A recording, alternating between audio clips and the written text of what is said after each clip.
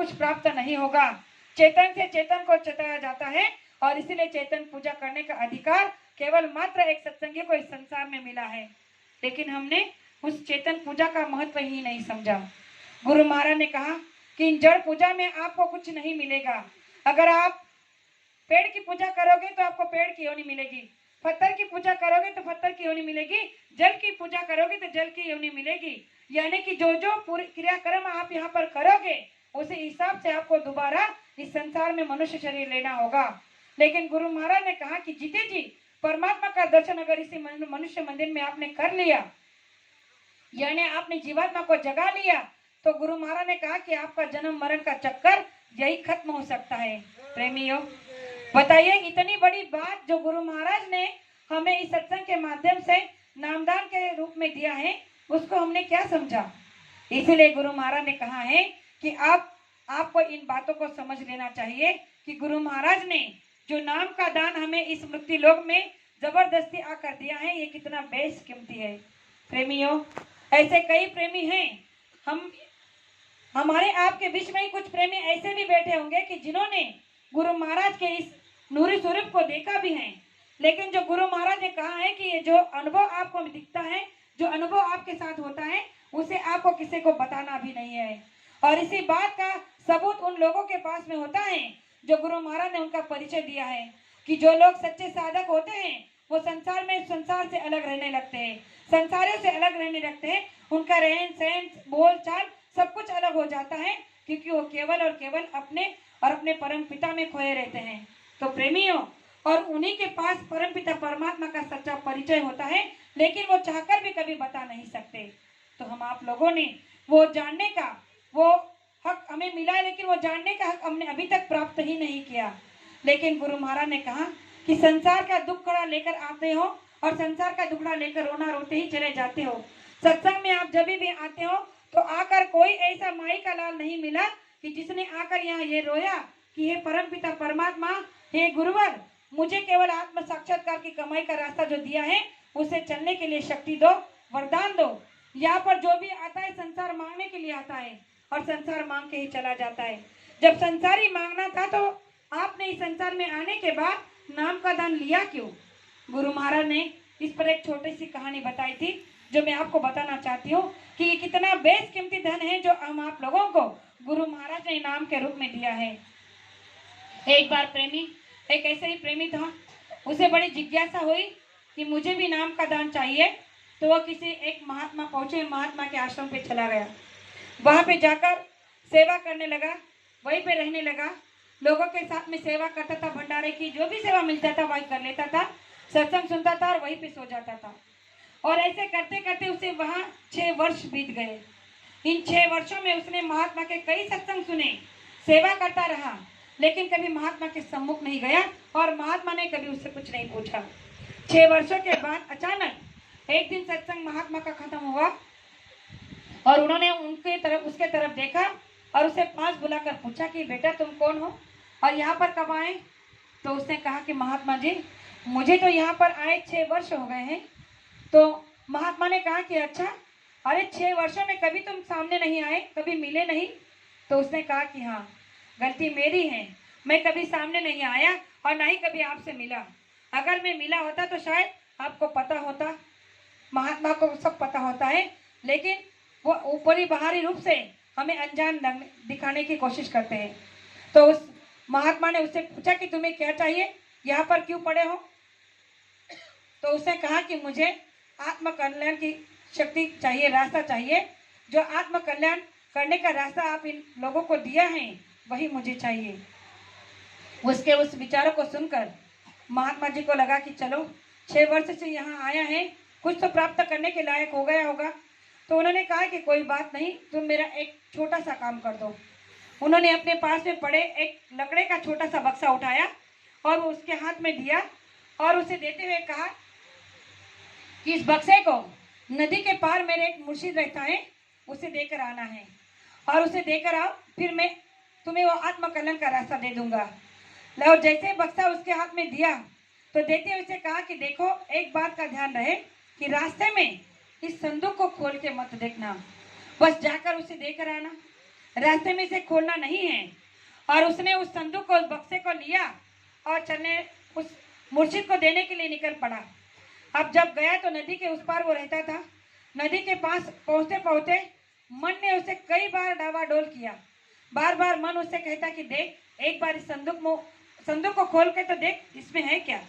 अगर महात्मा ने कहा है कि खोल के मत दे तो कोई तो बात इसमें बहुत महत्वपूर्ण या मौल्यवान होगी। लेकिन आत्मा उसकी कहती कि नहीं, अगर उन्होंने कहा है तो खोल के नहीं देखना है कि वरना उनके गुरु आज्ञा का उल्लंघन हो जाएगा। और ऐसे 2-3 बार मन ने उसे कहा, लेकिन आत्मा ने उसे चुप करा दिया। और जैसे वो नदी पे पहुंचा, नदी पे पहुंचकर उसने देखा तो वहां पे नाव नहीं थी और नाव पर बैठकर उसे इस किनारे से उस किनारे जाना था और उस नाव का, उस कश्ती का वो इंतजार करने लगा। तब तक मन ने एक बार फिर से दाव खेला। फिर से उसे कहा कि देख अभी भी तेरे पास समय है, एक बार खोल के देखने में क्या जाता है, वैसे भी जाकर उसे देना ही तो है, तुझे कौन सा क्या वहां से चुराना है, एक बार देख ही ले। और अब की बार मन जीत गया। मन ने जैसे ही कहा उसने कहा कि ठीक है, यहाँ पर कोई है भी नहीं, खोल के देख ही लेता हूँ कि संदूक में आखिर में है क्या। जैसे उसने उस संदूक को खोला तो उसमें से एक चूहा निकलकर भाग गया।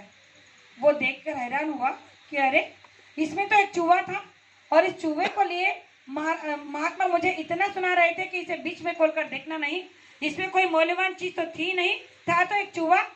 उसने उस संदूक को बंद कर दिया। नाव आई, बैठकर उस किनारे चला गया और उस झोपड़ी में जो उनका मुर्शिद ध्यान में बैठा था वहां जाकर जब उसने उसे कहा कि ये महात्मा जी ने आपको देने के लिए कहा है और मैं देने के लिए आया हूँ, तो उस मुर्शिद ने जब उस संदूक को उसके हाथ से लिया, खोल के देखा तो उसमें कुछ नहीं था। खोल के ऐसे कुछ समय देख लिया, फिर बंद कर दिया और उसे कहा कि अब फिर से उन्हें ये दे देना। अब ये शख्स सोचने लगा कि महात्मा जी ने दिया तो चूहे के सिवा कुछ था नहीं, इसने भी देख के बंद कर दिया, इसमें कुछ दिया नहीं। जब कुछ देना नहीं था, कुछ लेना नहीं था, तो मुझे क्यों परेशान किया। फिर सोच रहा है कि चलो उन्होंने कहा था तो आज्ञा का पालन तो करना था। फिर से उस संदूक को लेकर महात्मा के पास चला आया। महात्मा जी को कहा कि महात्मा जी उस मुर्शिद ने इस संदूक को वापस कर दिया है। महात्मा जी ने कहा ठीक है।